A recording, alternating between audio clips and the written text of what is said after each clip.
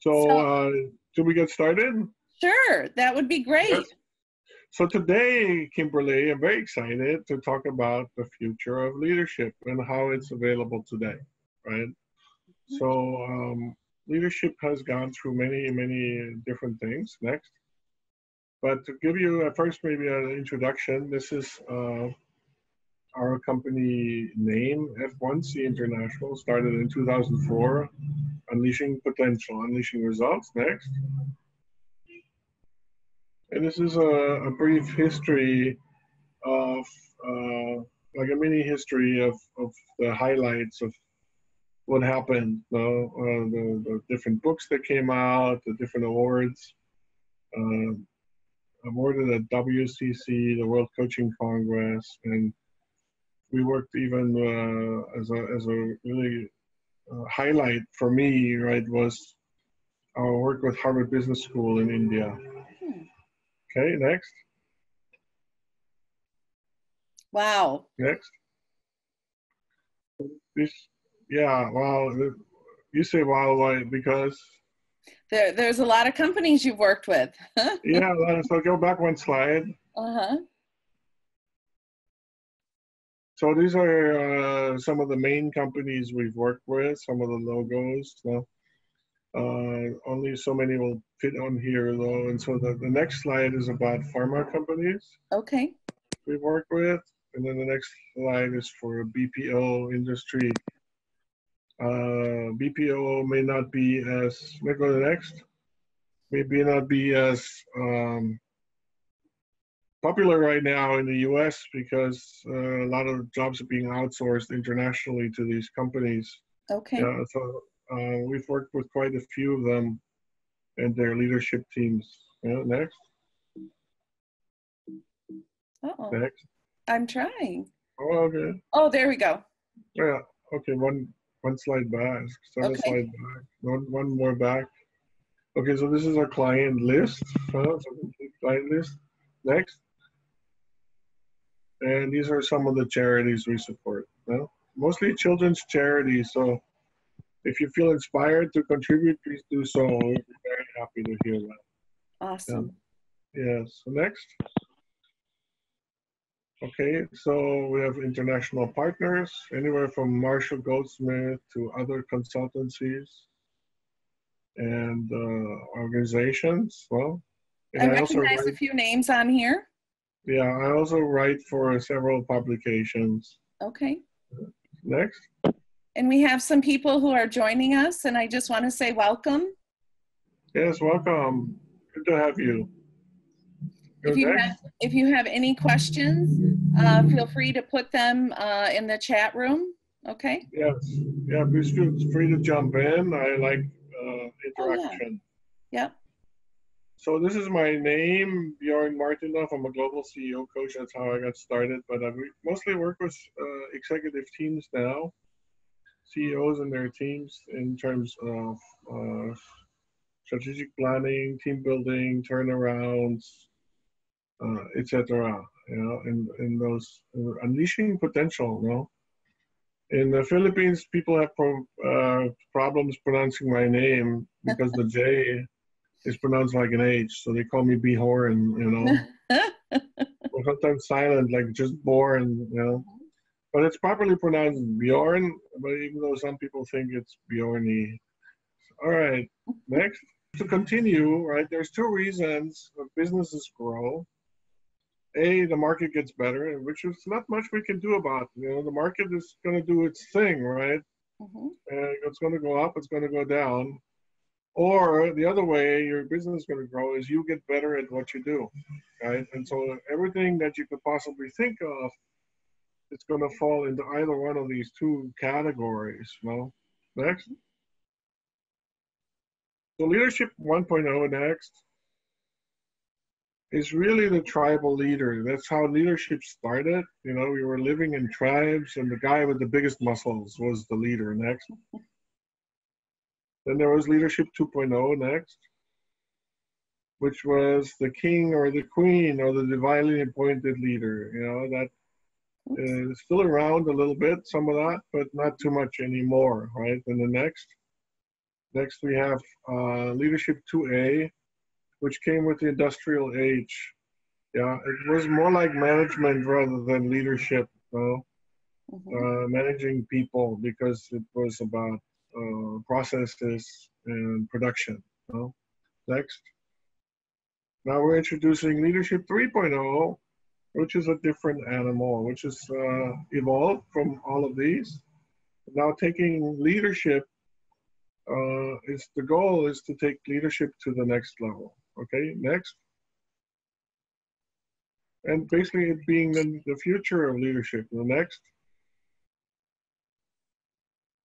And here's the definition, right? And I'll go deeper into that in a while. Leadership 3.0 is the ability to grow and channel energy in the direction of a purpose and vision while being guided by ways of being. So what's important here is that as leaders, we're able to channel energy, productive energy in the direction. Direction is important because we could go, or people could go in many different directions, and they go in different directions. They counterweigh each other, right?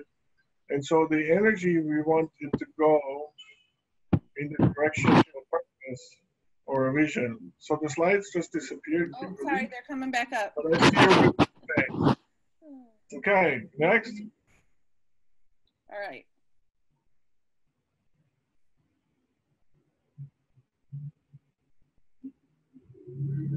So in order for this conversation to be fully grasped, right, it's important that we understand this concept of power. Isn't that important? Is power important for a leader? Is power important for leadership, right? Next. Next. Next. So what happens is, the conversation often is power confused with force, right?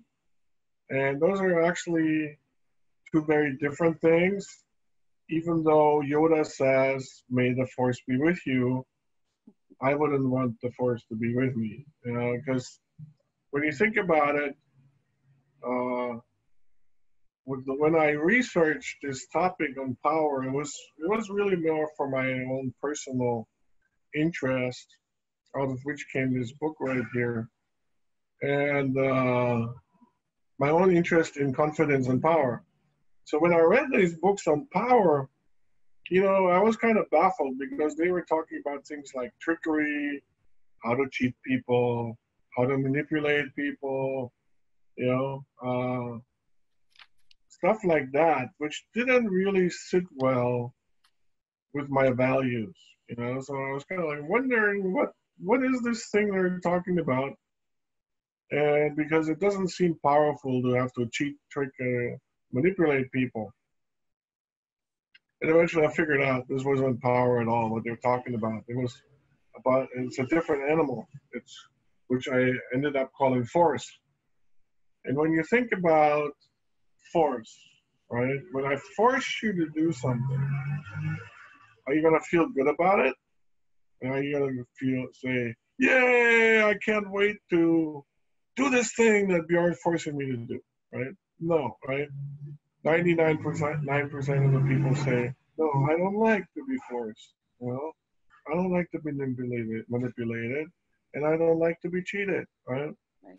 So this thing called force becomes distinguished. It distinguishes itself, meaning distinguish means it differentiates itself from power in this way, right? Force, when I force you to do something, look at it from an energetic perspective and think about what it does to your energy. Does your energy go up or does it go down, right? For most people, 99.9% of the people, their energy goes down when they're being forced to do something, right? I know mine does. Yeah, yours does, right? I also don't like to be forced. Mm-hmm. And so I asked myself, what then really is power? If it's not force, and it's not manipulation, trickery, or cheating people, what then is power, right? And I said, well, it must be that with power, energy goes up. With force, energy goes down, and with power, it's the opposite, right? Energy goes up. If I plug something into an outlet, energy comes out, right? That's power. We don't have any trouble seeing that with electricity, but for some reason we have trouble seeing that with human beings. You know? Mm-hmm. But it's really the same. You know, electricity and power are the same. Energy, they're energy. So energy goes up with true power. When true power is being present, energy goes up. And that's how we can distinguish between the two, between force and power. And I find it very unfortunate that the world is confused between these two, because that confusion brings certain behaviors, you know, with it that we can witness in our leaders and world leaders, right?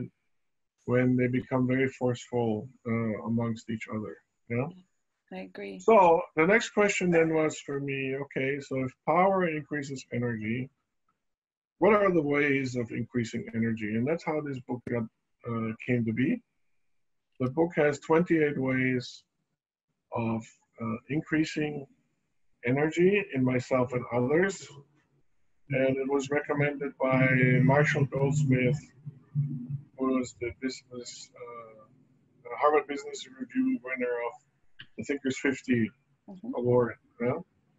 So that was that book, and it was kind of a breakthrough because it talked about being, and it talked about power in a different way than people were used to.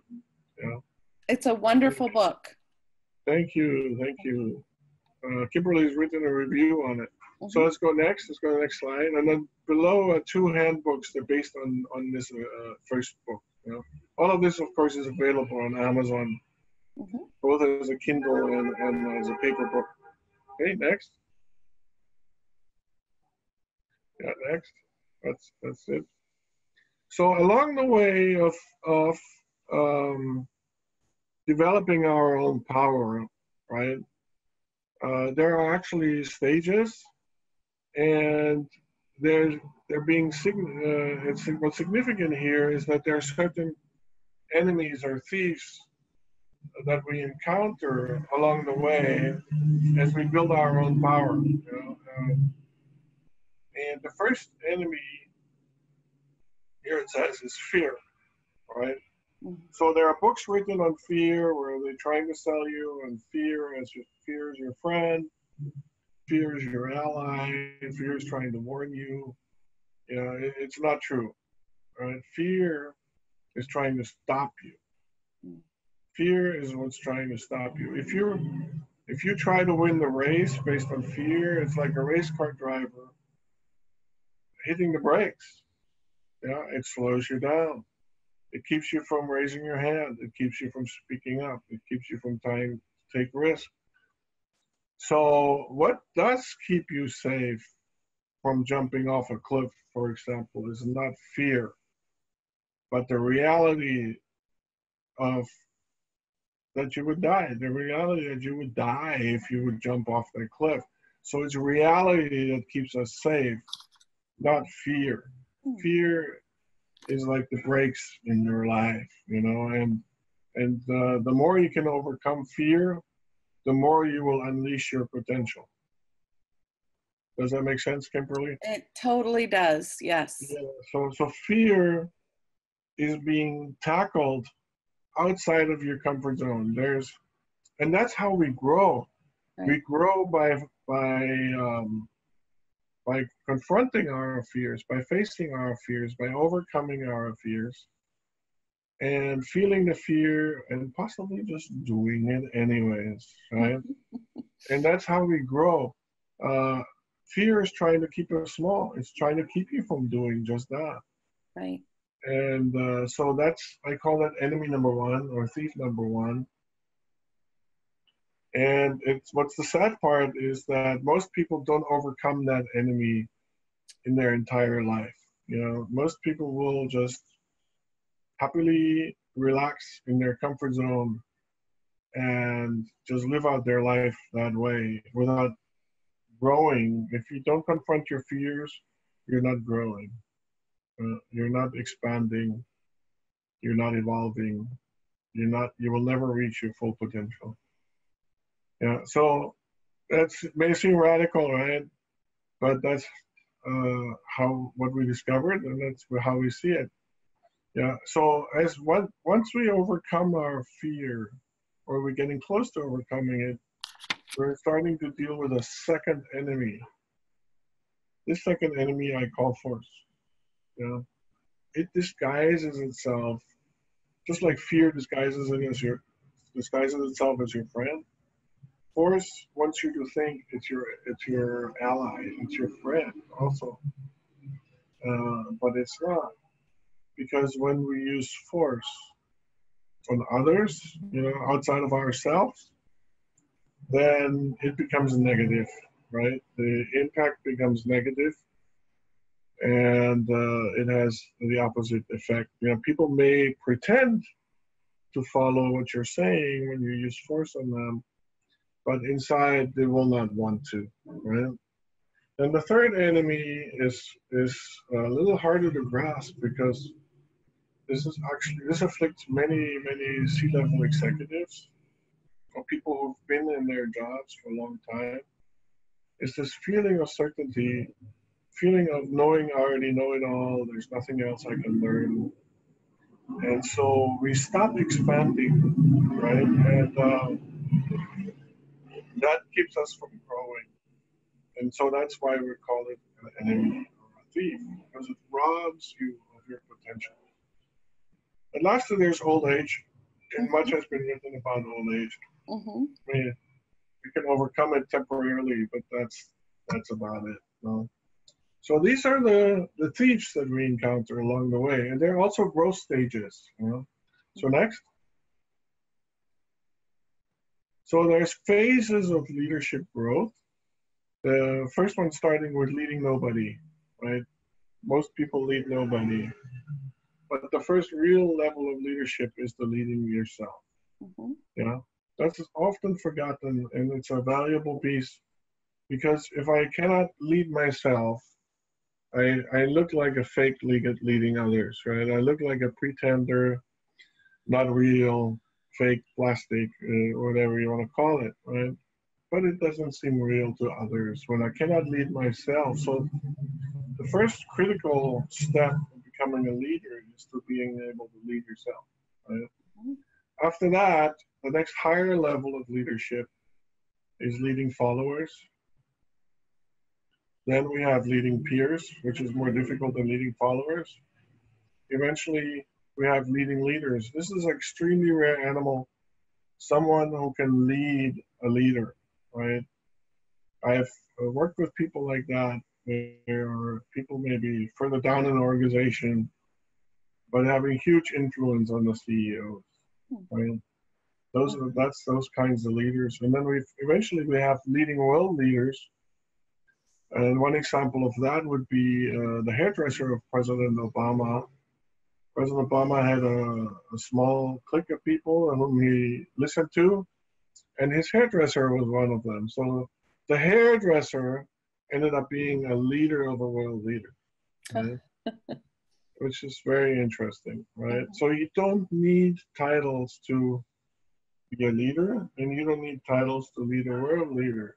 However, what you do need is their trust, and you need to have influence. Huh? Yeah. Next. So as we grow as human beings, or even organizations, there's this myth that everything has to grow steadily. It doesn't do it that way. It doesn't do it that way in nature. Right. In nature, everything grows exponentially. Yeah, next.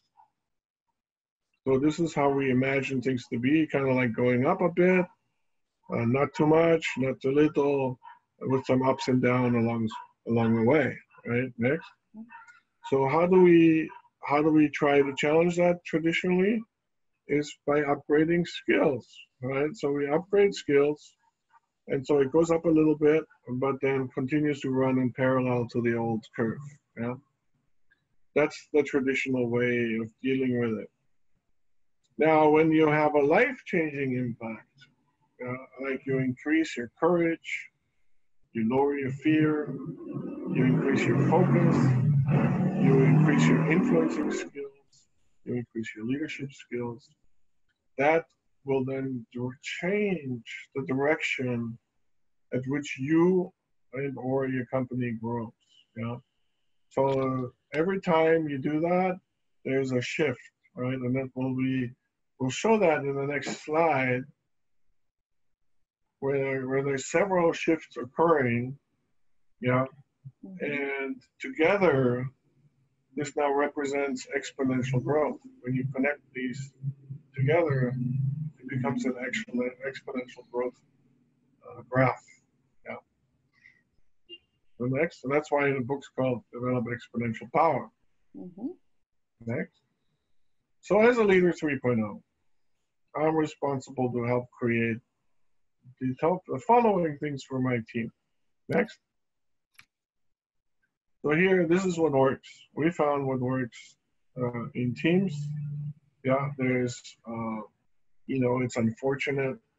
Team building has gotten a bad rap, a bad name, because many times people, they go to lunch, to dinner, karaoke singing, or play games, and then they call that team building.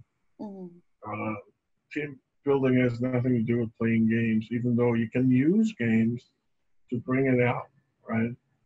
Now, most of these games, however, that I've seen being done are more about increasing competitiveness.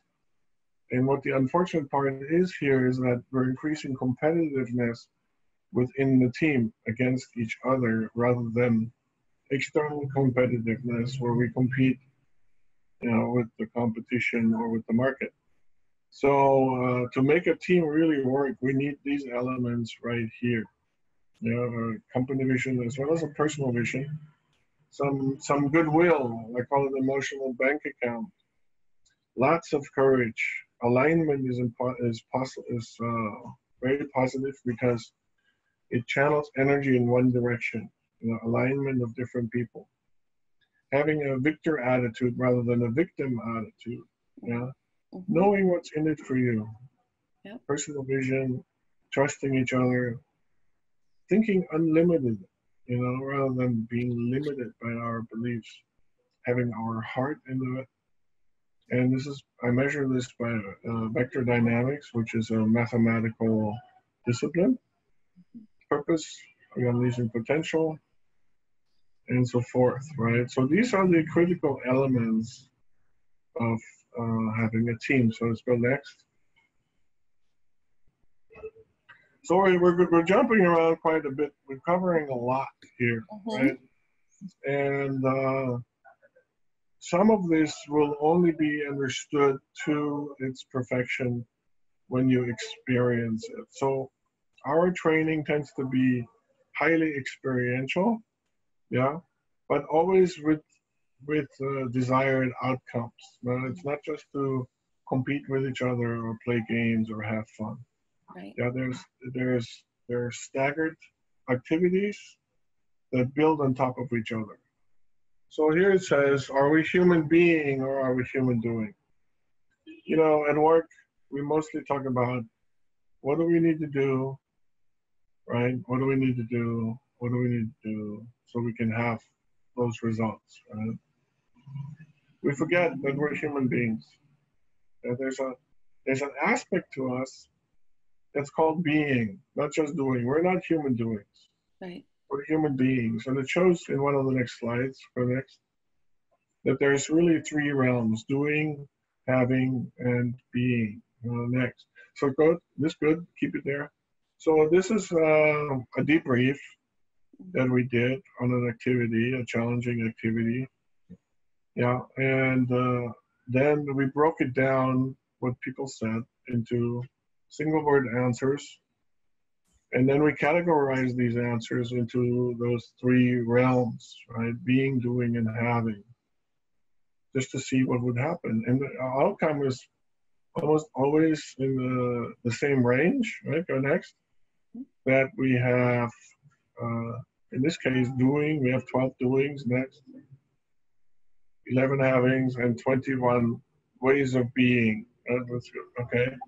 And it's always like this where being tends to be the highest one.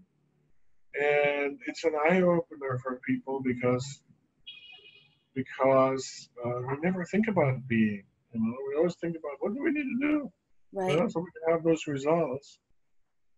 And it's a very important piece to the puzzle. And there's actually a formula that I've came up with, and that is where being multiplies doing in order to create having. Next. I have to say, I'm a victim of the to-do list many times.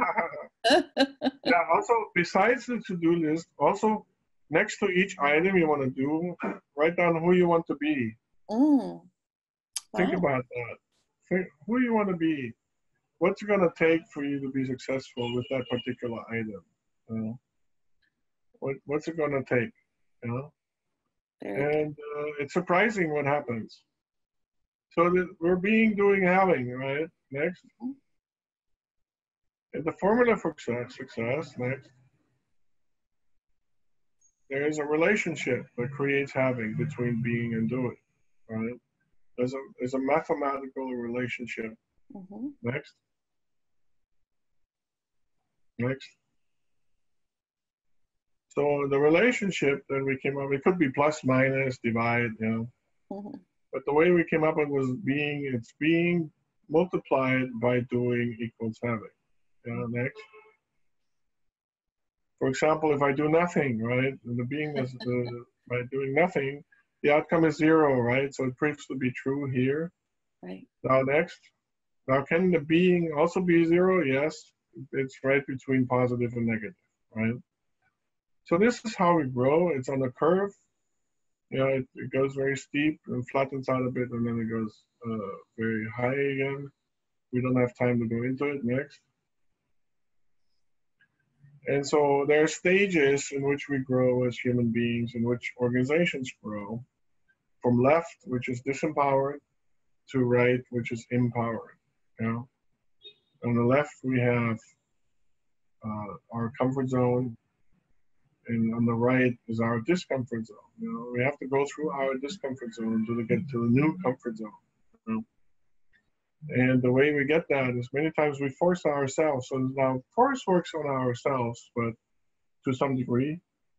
But because we think it works on ourselves, we now think it also works on others, which it doesn't. Next.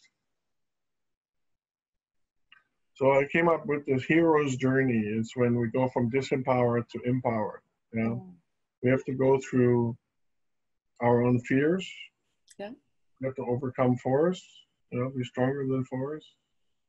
And here you see arrows for each phase, right? You see arrows like in disempowered.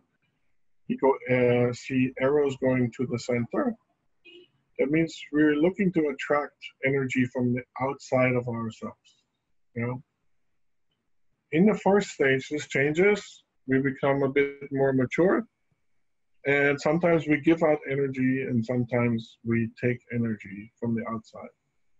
Then there's a boredom phase where we get tired of being forceful. And eventually, we become empowered, where all we do is give out energy to others.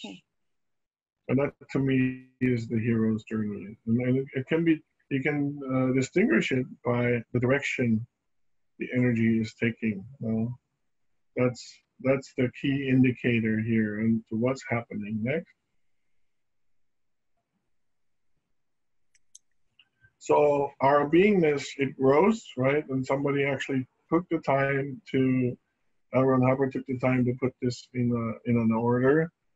And so I give him full credit for this. And there's probably more stages than that, but this is already quite extensive. The illustrations, people call these my angry birds. Yeah.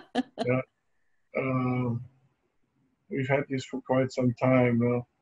And this is how you can tell how empowered a person is or disempowered you can tell by what stage they're in right now, right?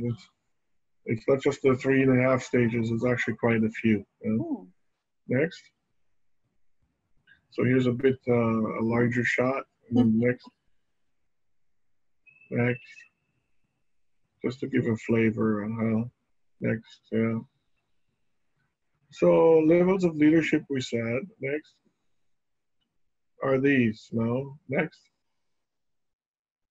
And then we have how this all influences each other, right? So the ways of being on the left has an influence on who I am as a leader on the right, next. And this is how you can tell change is happening, power is changing. As power increases, right, our energy goes up, our courage goes up, our communication speeds up, the directness increases, empathy increases, our sense of community increases, authenticity increases, but fear goes down. Yeah. So next, that's how you can tell. So direction of energy for team success. Next. So as a leader, I may be going into a direction next, but I may have some team members next that may not be aligned with my direction. No. Now, when I use the mathematical discipline of vector dynamics, I can add these arrows like this, and the outcome is seen in the next slide. In the fat yellow arrow, that's the combined energy of these 4 people. So when you see, next, that the increase, right, the difference between just the leader and 3 additional team members is minimal. Right? It's like an extra 10, 15% maybe at the most. Right? Next. So how can we increase that? By aiming everybody's energy in the same direction. Right? Next. And then the arrows will add up, and then it doubles the energy going into the direction of the goal. Okay? And it could be even quadruple. And when you think about that, it's more fun to work in an aligned team, then that could even go much higher than that. So the formula is alignment times being times doing, and that equals having. So I think we should stop right here for now and maybe see if there's any questions that we can answer. What do you think? Sure. Oh, I think I... Yeah, and if not, then... Oh. All right. I have a question. Yes. How can one help their boss become a better leader? Very good. So the way you can help their boss become a better leader is through positive reinforcement. You know, many bosses are in the force zone, and they can be a bit bullyish, right? And the traditional way of dealing with them is kind of like in the arcade, these little heads that pop up and you hammer them down, right? And that seems to work, apparently, but what happens is that person's energy gets lowered and they become disempowered, right? Yeah. Rather than when we do positive reinforcement, then their energy goes up and they have a chance of becoming a real leader, like really empowered, someone who gives out energy. But it does take positive reinforcement. Yeah. Does that answer it for you? Yeah. Does anybody, if you want to unmute your microphone, if you have a question that you would like to ask? Barbara, Brian, or Hi. Sasha? Hi. This is Gail. I'm on the phone. Hi. So Hi, can you Gail. give an example? Hi. Can you give an example of giving positive reinforcement to a bully boss? Oh, okay. So you catch them doing something well. You know, even a bully boss is not 100% evil, right? They, you know, I believe that as human beings, we all have a positive core, right? And we mean well, even if we don't know how to do it sometimes. And so the intention is well. Now we need to catch them into doing something great. Let's say they give a compliment, or another way have a positive impact on the energy, your own maybe, or that of the team, and say, hey boss, good job, I really like the way you handled that, well done, right? And so they start picking up on that, because of course they also want to please people, they also want to succeed. They know that they depend on the team as much as the team depends on them. Is this helpful? Very much. Thank you. Yeah. Yes. Yeah. Yeah. So always believe in the positive core of human beings. Okay. So Bjorn, it is 8:45. So maybe we should, I can't believe we have only about 15 minutes left. So, now I have to go through. Yeah, I'm losing internet, so it might be time to stop. Oh, okay. Is there anything, you talk in your book about how women might be a little better at creating unstoppable leadership? Yes. So what to me, it's a shame that women are not reputed to have better leadership skills, which they actually do have. Yeah. In the new millennium, what we need are the skills that women bring naturally to the table, right? Communication skills, relationship skills, building relatedness skills. Women have that much more naturally, rather than playing cowboys and Indians. You have tea parties at a young age, right? So you already socializing, you're networking, you're communicating, you're expressing your feelings, right? These are all things that we need in leaders nowadays. All of these things we need to have in leaders today, and that's why women make actually great leaders. Can make great leaders, but as long as they don't try to copy men, women have to find their own way of leading. Force is not it. Force is not it. Men have gone down that route, and that's what's given us what we have today. And that's part of my advocacy to overcome this artificial need for force, right? Now that has certain implications. When you think about how does this now apply to leadership and management, when I ask most of my audiences, they will agree that force is more on the side of management, while leadership is more on the side of power, right? Mm-hmm. Now, if you look at the consequence of that,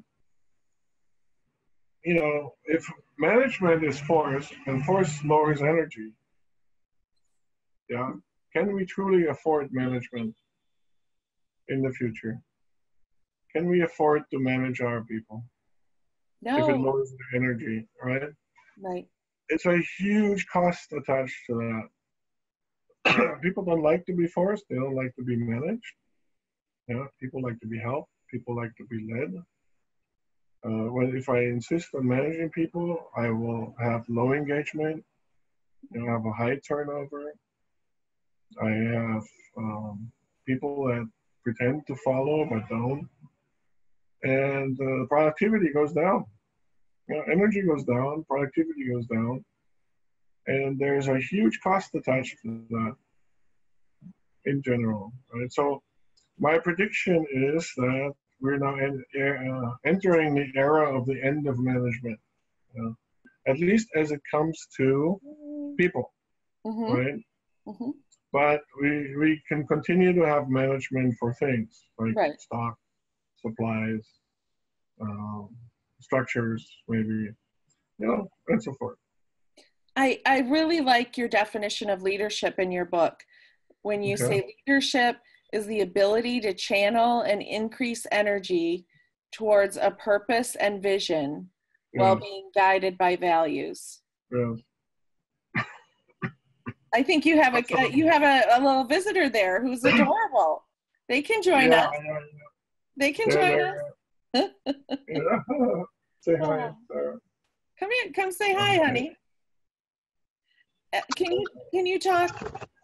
Oh, No, she's leaving. can you talk a little bit? No, she's leaving. Can you talk a little bit more about the importance of values in an organization? Yeah, values is what's guiding us. It's like our guiding principles, right? And it's important that they be kept positively, and that they're being referred to when we make decisions. You know, many organizations, they will just refer to values once a year when they do a strategic planning, if ever, Right. and then forget about it. You know? And it's kind of a shame, because there's so much value in having values. And I feel very strongly that employees in an organization should be Yeah. able to cite the company's values. Yeah, that's the minimum, right? Right. Oftentimes they know how to cite it, but they don't know what it means. Well, that's true. They don't know what it means. You have to make values practical, applicable, so that they can feel it on a molecular level almost. You know, they have to experience it, and that's when, because otherwise values can be a concept. You know, Right. it can be very conceptual and very theoretical. You know? But for values to be powerful, they have to be lived. You know, they have to be exuded. Mm-hmm. They have to be experienced. Awesome. Does anybody else have any questions? If you want to unmute your microphone and ask it, that would be awesome.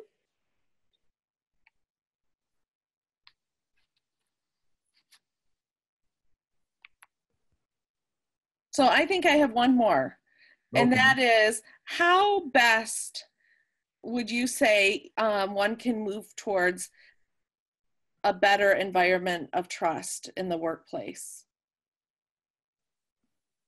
Yeah. So what if you're not really, you're not really trusting? Yes. If there's a lack of trust in an organization, it's like putting on the brakes, you know. And it'll hold you down. It'll hold you back. People will not communicate openly. They're not authentic. You know, they won't say what they think. Right. They'll just show up for the paycheck. You know? And trust is being built by every little thing you do.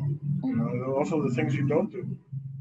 You know, it's like, do you disclose or you do not disclose? Are you honest when you disclose?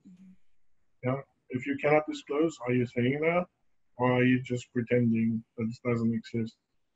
You know, trust is hugely important, and I cannot overemphasize that. You know, and it's something that you have to build. You know, you cannot assume that it exists. It's not like a switch you can flick on or off. It has to be created. You know, through activities, authenticity, being honest with each other.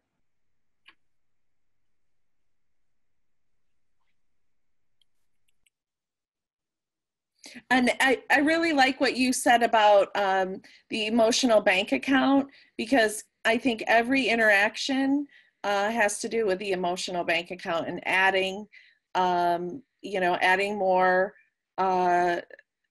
you know, more, having a higher balance, right, in your emotional bank account. No, that's it. That's it from my end. People are free to get in touch with me. You know, I'm at Bjorn at fortune100coach.com. Yes. Can you say that again, Bjorn? It's Bjorn at fortune100coach.com. Right. Please feel free to reach out, connect with me on LinkedIn. I'll be happy to answer any one-on-one questions. Please buy the book, by the Yeah. way. Yeah. And I will put the link under the webinar so that Yes. you can go ahead and purchase the book. Okay. And by the way, the book was recommended by Dave Ulrich, Yeah. who is the world's #1 HR guru, and the foreword was written by Anjali Rana, who is the executive director of Harvard in India. And I love the content of the book as well as the graphics. The graphics are amazing. People love the graphics. Yeah. Thank you so much, Bjorn. And I pray for safety for you all as you work through this typhoon that's headed your way. Yes. And Thank you so much. I want to thank everyone for joining us today. And we will send out a link to the webinar so that you can listen to it again. And yeah, for those who couldn't attend. Yeah, yes. yeah. And we did have to reschedule. So, and I just thank you again, Bjorn. And thank you everyone for joining us. Thank you too, Kimberly. God bless you and your work and all you do for ISODC and our community of professionals. Thank you. Thank you very Go much. to It really touched my heart. isodc.org. All right. Thanks, you guys. Bye-bye. Take care. Bye-bye.